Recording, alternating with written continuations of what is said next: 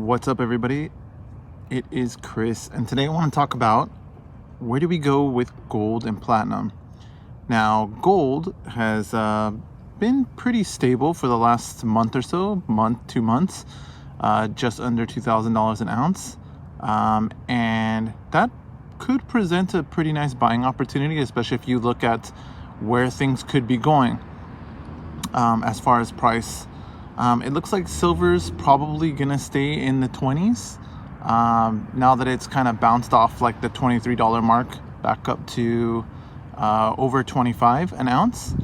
So looking at gold, which when you think of the grand scheme of things is a more recognized storage of value, the question is, where do we go with that? Do we buy now? Do we wait for something to cause another pullback? Or do you dollar cost average and buy over time?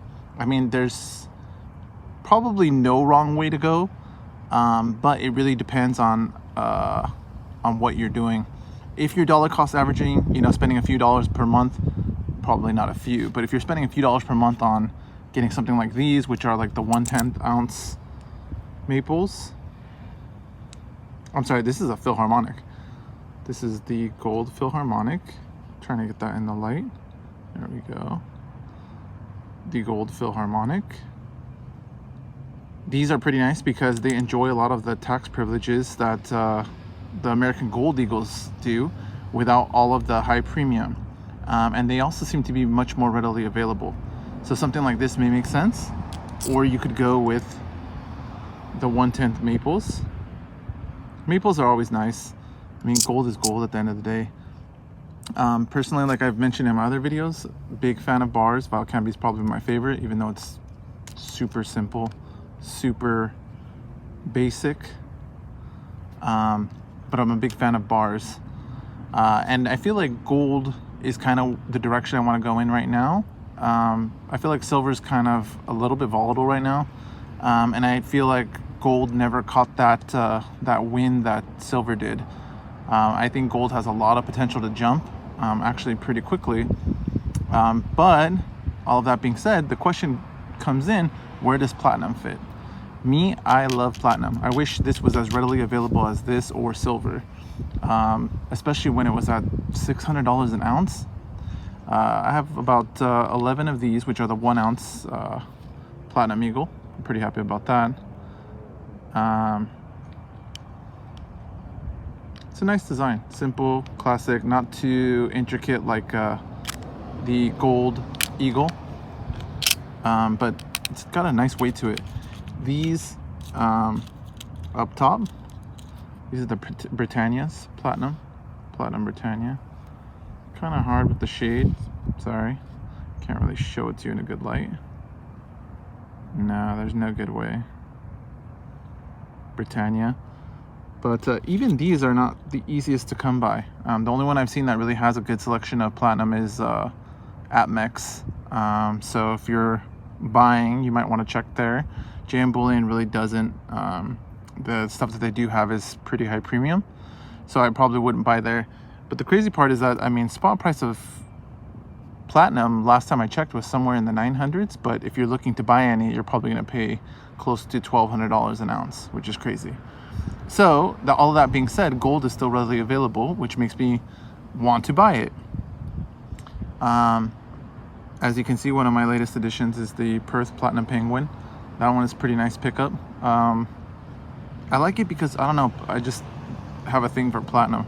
I feel like when you realize that all of the known platinum in the world fills up a room the size of a tennis court, and not that high, it's pretty nice to have a good chunk of that in your hand. Whereas gold is much more readily available. It's actually substantially more common than platinum.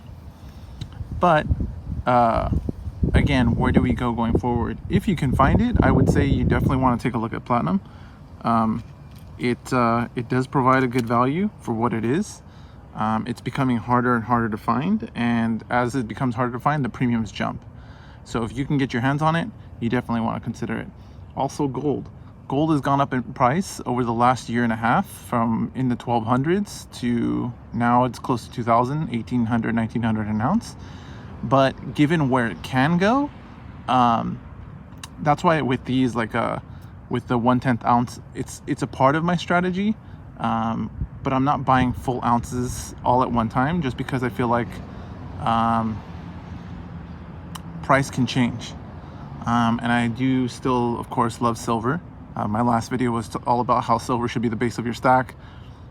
But I think really for me, what I'm starting to realize is in this environment, I want to get gold and platinum at the lowest possible premium that I can find it, which is, I mean, that's obvious anytime. Of course, we all want to get it for the lowest premium. But what I mean with this is that I'm not interested in like the harder to find coins or the nicer, even things like this, like the Valcambi.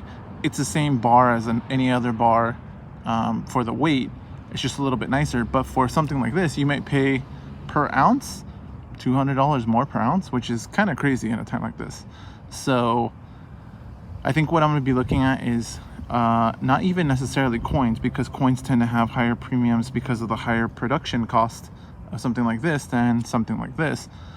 So I may start getting into bars, just pure bars of platinum, like this Pant bar in the 1 ounce configuration. Either, you know, Valcambi is the only one I've seen so far on APMEX, but even that, like I said, it has a crazy markup.